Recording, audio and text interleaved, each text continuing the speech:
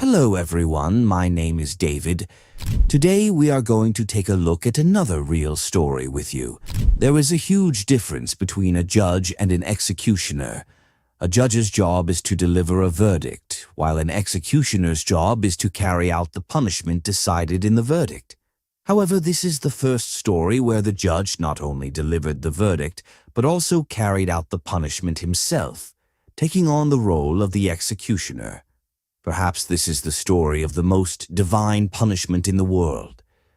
This story is from Iran, set after 1988, following the Iranian Revolution. By then, the monarchy had ended and an Islamic government had been established. Islamic laws were fully implemented, and life was continuing under this new regime. Between 1988 and 1989, in a small industrial town in Iran named Nekka, a girl was born. Her name was Atife Rajbi. She was born into a very poor family. Her father worked as a laborer to earn a living and support his family. When Atife started growing up, around the age of 5, her mother passed away in a road accident. People also say that just a few days after her mother's death, her brother drowned and died. Atife's father was deeply shocked by the loss of his wife and son, and after that, he became a drug addict. Atif was left all alone. Her father was always intoxicated and didn't take care of her. There was no one to bring food and essentials to the house or to take care of her. Because of this, Atife's grandparents took her in and started raising her. She began living with them. As time passed, Atife continued her education and went to school. Slowly, years went by, and by the time she turned 13, a man named Ali lived in her neighborhood. He was around 50 to 51 years old and had previously served as a member of the Iranian army. However, after some time, he left his military job and started working as a truck driver, transporting large loads. Ali lived alone in the neighborhood, though he was married and had children. His wife and kids lived elsewhere while he stayed there alone. He and Atife's family often visited each other's homes and had interactions. One day, seizing an opportunity, Ali forcibly raped Atife and then threatened her. Atife, only 13 or 14 years old at the time, didn't even understand what had happened to her. Fearful and confused, she remained quiet. This abuse soon became a recurring ordeal. Atife found the physical assault disturbing and unbearable. Eventually, she confided in her grandmother about what Ali was doing to her. However, instead of helping, her grandmother told her to stay silent. At the time, Ali was a former member of Iran's army and held a powerful position as a man in their society. Iran's Islamic laws were heavily biased against women, and men rarely faced severe punishment for their crimes. So, when Atife used to be abused, she was silenced and told not to tell anyone. This continued for almost 2 to 2.5 years. During this time, Ali kept raping Atife. One day, Atife realized that her grandmother could do nothing for her. Overwhelmed with despair, she broke down in front of her father and told him everything. For the first time, her father listened to her and assured her that it was okay. He told her that he would take her to the police station to file a report against the one who had wronged her. Atife's father then went to the police station and lodged a complaint, stating that an ex-member of the Revolutionary Guard named Ali, who lived near their house, had been abusing his daughter for the past 2 to 2.5 years. After the report was filed, the police should have immediately taken action by arresting Ali, interrogating him and bringing him to the police station. However, instead of taking action against Ali, the police did the opposite.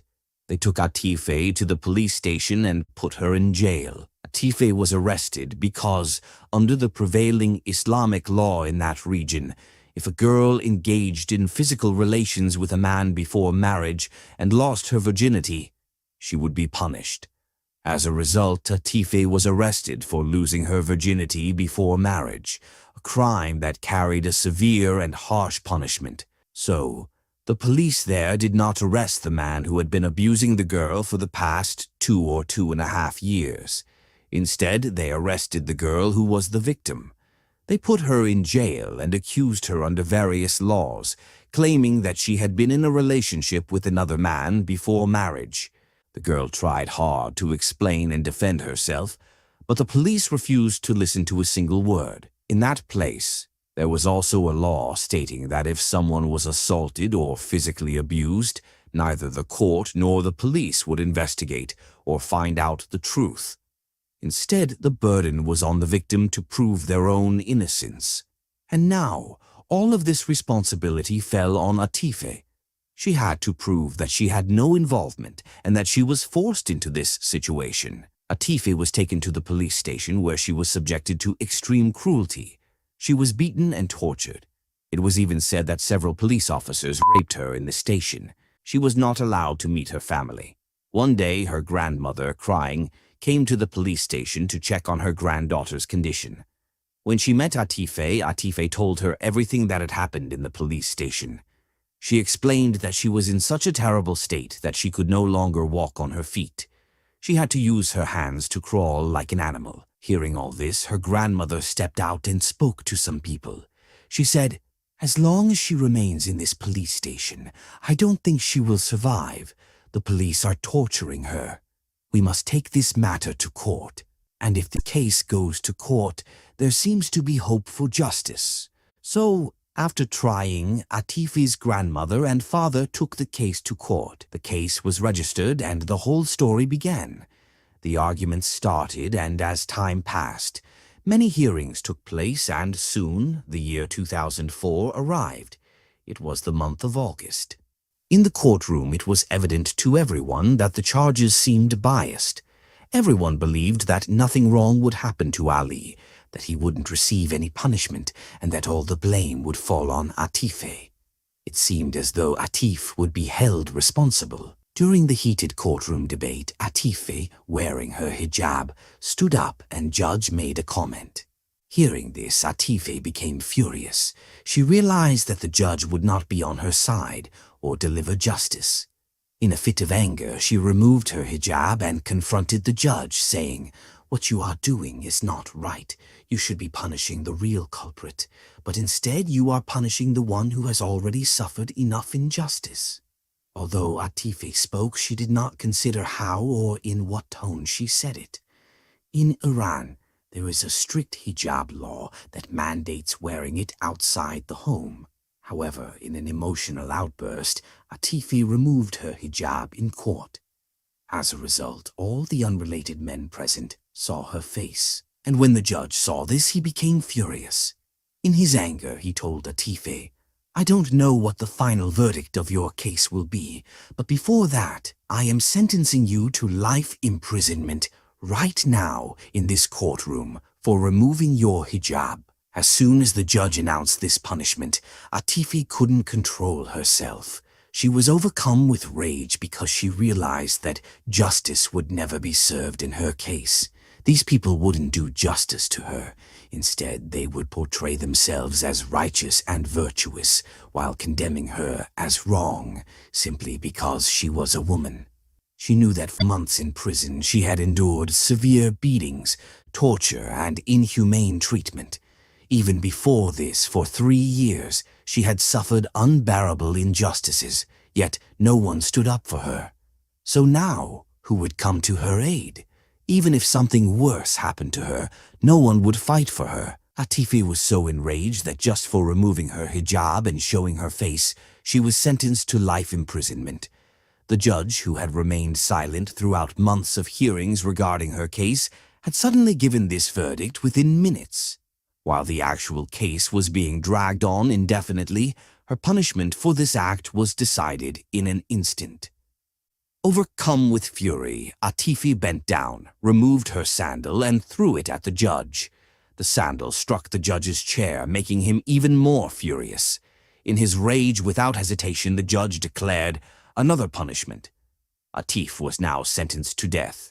Then, after that, the court is completely dismissed in a fitting manner and the entire courtroom disperses. Atife then taken to the police station.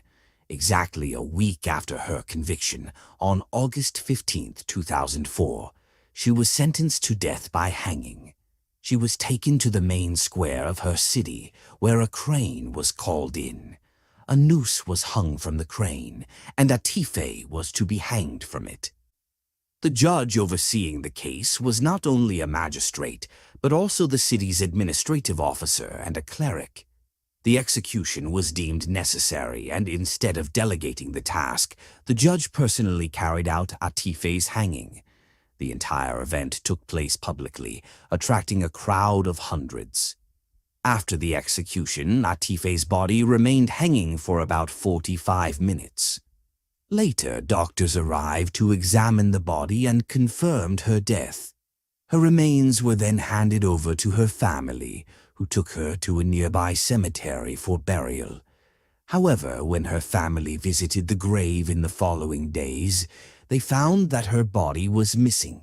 The grave had been disturbed, and Atife's remains were nowhere to be found. Her family inquired among locals about who might have taken her body, but despite their efforts, the corpse was never recovered. The media got wind of the situation, and although Iranian media lacks complete independence, some reporters subtly raised the issue. They mentioned certain revolutionary figures in their reports and newspapers. Then Atifa's father sent his daughter's birth certificate to the Supreme Court. When the birth certificate was presented in the Supreme Court, they were shocked because an agreement had been signed between Iran and international organizations stating that no person under 18 years of age would be sentenced to death in Iran.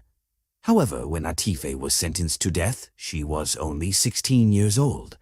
This was a huge embarrassment for the Iranian government because they had executed a girl who was just 16. When the issue of her age was brought before the Supreme Court, they reviewed the entire case and ruled that Atife was innocent and had committed no crime. They ordered that she should be released from prison. The case was rushed through the courts without much consideration, and she was sentenced to death quickly, possibly to save the judge's reputation. The judge, in his arrogance, hastily sentenced Atife to death after being insulted when she threw a slipper at him. However, the Supreme Court was unaware of Atife's execution. When her family received the decision, they approached the Supreme Court, pleading that their daughter had already been executed.